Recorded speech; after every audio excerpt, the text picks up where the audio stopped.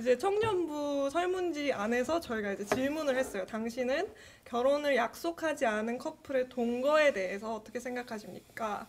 요즘 동거 또한 흔해진 거주의 형태인 것을 볼 수 있는데요. 이에 대한 청년들의 생각이 어떠했는지 이래 형님. 네.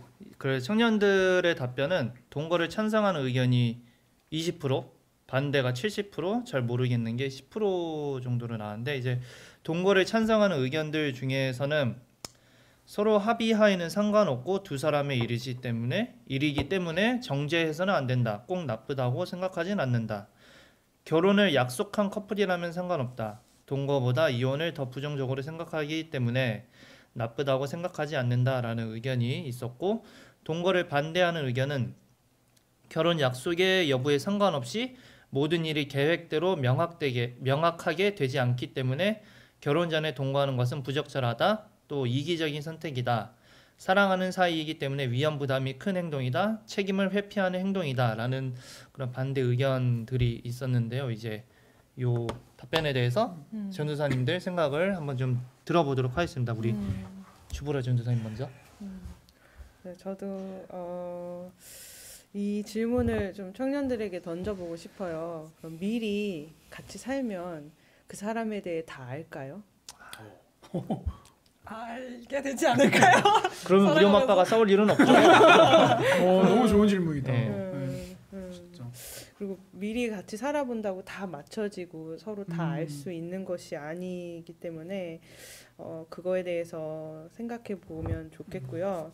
그리고 우리가 결혼에 대해 가지고 있는 좀 비현실적인 기대 같은 거 좀 살펴보기 원해요. 그래서 제가 두 분의 코트를 가지고 왔는데 어네스트 베커이라는 분은 사랑을 나누는 파트너가 내 삶의 빈자리를 채워줄 존재라고 모든 영적이고 윤리적인 기대를 그 한 개인에게 하는 것이라에 대해서 얘기를 합니다. 비현실적인 기대에 대해서요.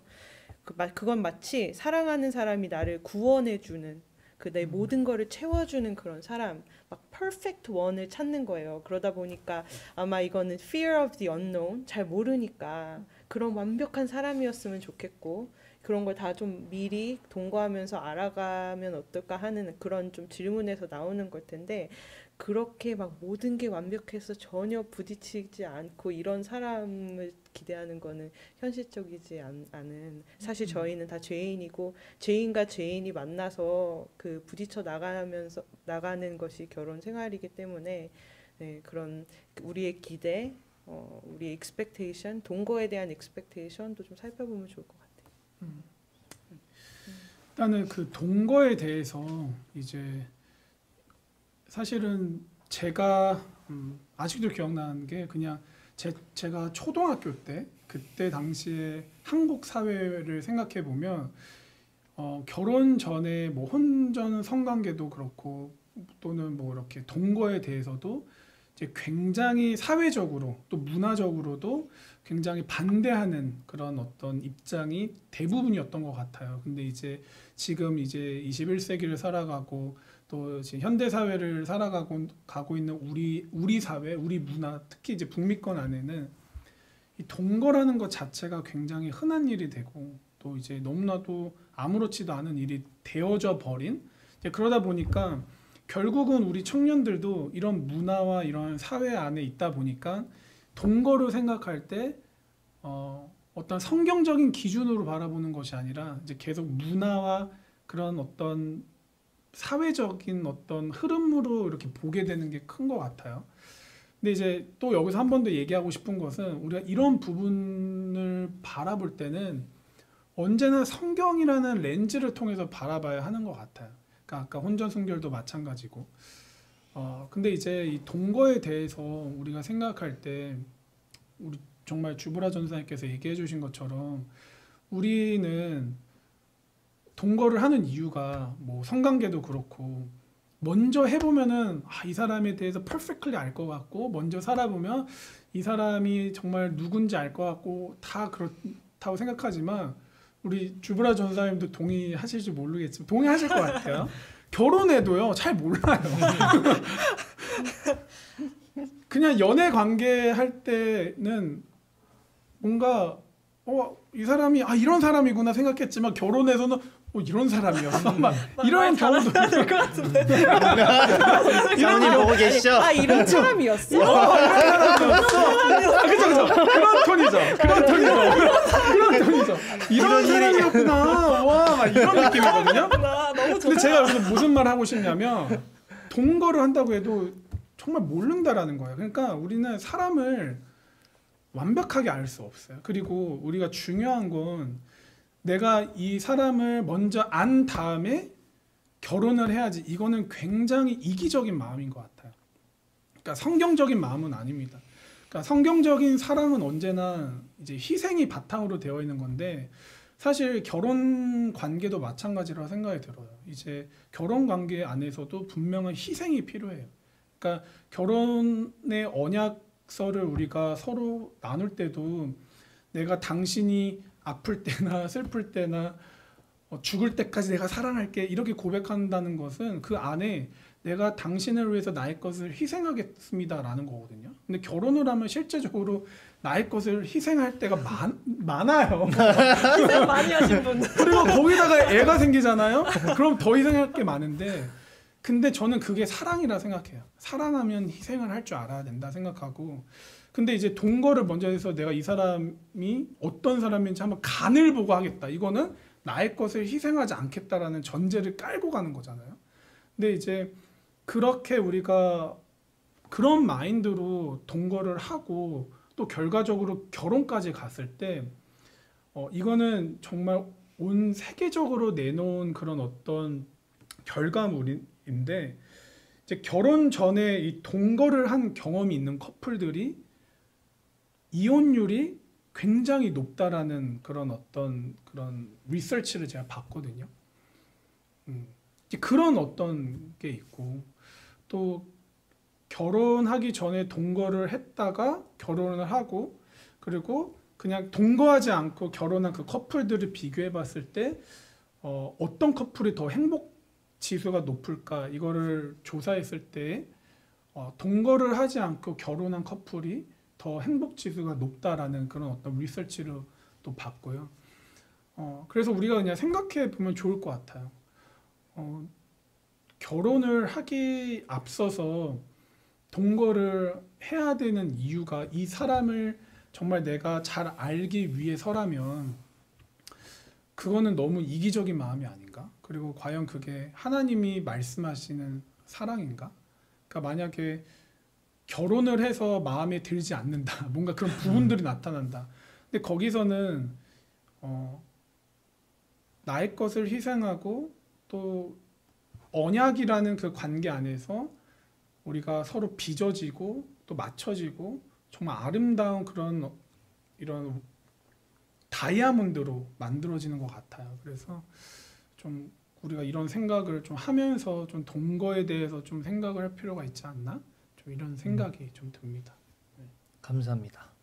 사실 저번에 떡볶이를 최준 전도사님이랑 같이 먹으면서 한 얘기가 또 연애 이야기를 했었는데 그때 이제 나온 이야기가 요즘에 사람들이 너무 퍼펙트 원을 찾으려고 한다 그런 이야기가 나왔었거든요. 근데 이게 또 동거랑도 좀 연관이 있는 것 같아요. 동거를 하면서 이 사람이 나한테 퍼펙트 원인지 아닌지 그거를 가려내기 위한 건데 사실 퍼펙트 원은 이 세상에 존재하지가 않잖아요. 우리가 살아가면서 다 사람이 각자가 다르기 때문에 그래서 이제 뭐 동거가 이 사람이 나한테 맞는지 그거를 구분하기 위해서 동거를 하는 거라면 그거는 틀린 거고 오히려 결혼을 해서 맞춰가는 게 좀 더 중요하지 않나 그런 생각이 좀 들었던 것 같아요. 근데 이제 이런 질문이 또 날카로운 질문이 하나가 있는 날카롭다기보다 이거는 그냥 좀 그렇다면 만약에 결혼을 약속한 사이이고 이제 뭐 결혼의 준비를 하고 있는 상황인데 뭐 함께 거주할 집을 마련하는 과정에서 뭐 계약 날짜가 뭐 맞지 않고 해서 미리 이렇게 들어가서 같이 살고 나중에 결혼식을 하는 그런 경우에는 어떻게 해석을 해야 하는가라고 질문을 하시는 분들도 있어서 그런 부분은 어떻게 생각하면 될까요? 한 번만? 일단은 저는 그 제가 최근에 이 The Gospel Coalition이라는 그런 단체가 있는데 이제 거기서 나온 아리클을 봤어요. 이제 왜 동거를 하면 안 되는 네 가지 이유를 이게 말을 하면서 이제 첫 번째 이유는 동거는 성적 유혹에 노출시킨다. 그러니까 이제 혼인 성관계에 대한 유혹을 더 노출시킨다라는 거죠. 그래서 이제 동거는 관계를 위험하게 할 수 있다. 이제 아까 제가 말한 것처럼 동거를 하고 결혼한 커플들은 이제 이혼율이 더 높다라는 그런 어떤 리서치를 통해서 내놓은 말이고요. 그리고 이제 세 번째는 동거는 당신의 이웃을 아프게 한다. 이제 이게 무슨 말이냐면 이런 거예요. 아까 방금 예경자매가 얘기한 것처럼 예를 들어서 교회 안에서 그런 커플이 있다고 생각합시다. 그런 커플이 있어요.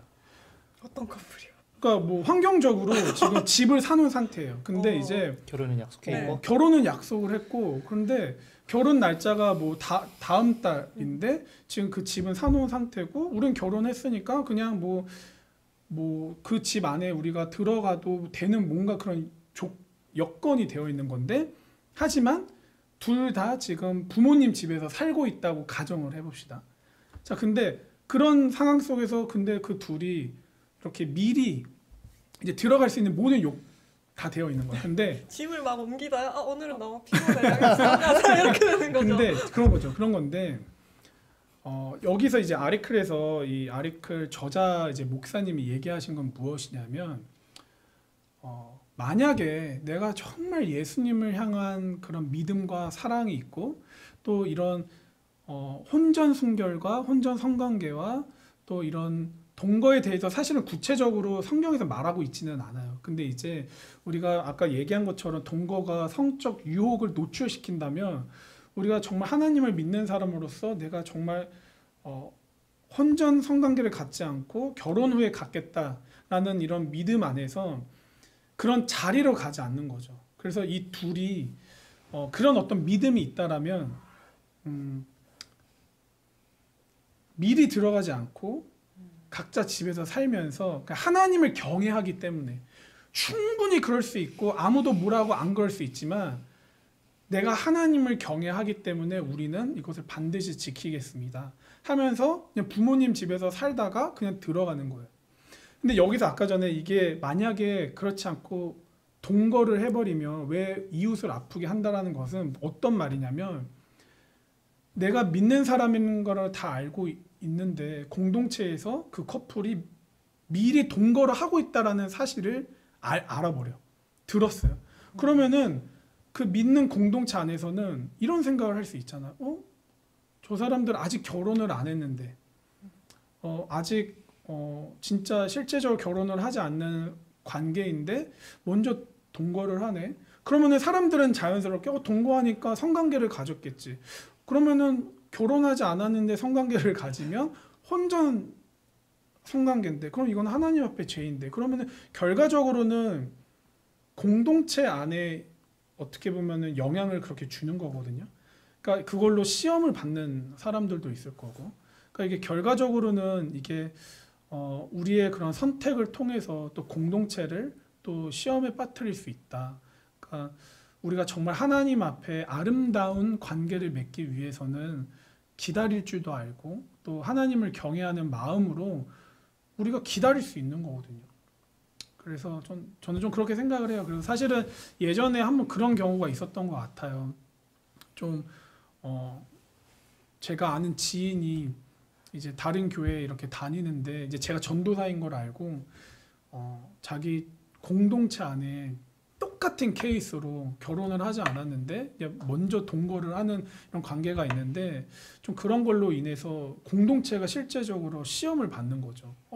뭔가 그리고 괜히 뒷말이 나오고 근데 그거는 굉장히 공동체와 그 커플에 대한 어떤 해가 되는 건데 저도 그런 걸 보면서 우리가 정말 아름답게 하나님 안에서 결혼을 맺기 위해서는 우리만 생각하는 게 아니라 또한 내가 하나님을 믿기 때문에 나의 공동체도 생각할 줄 알아야겠구나.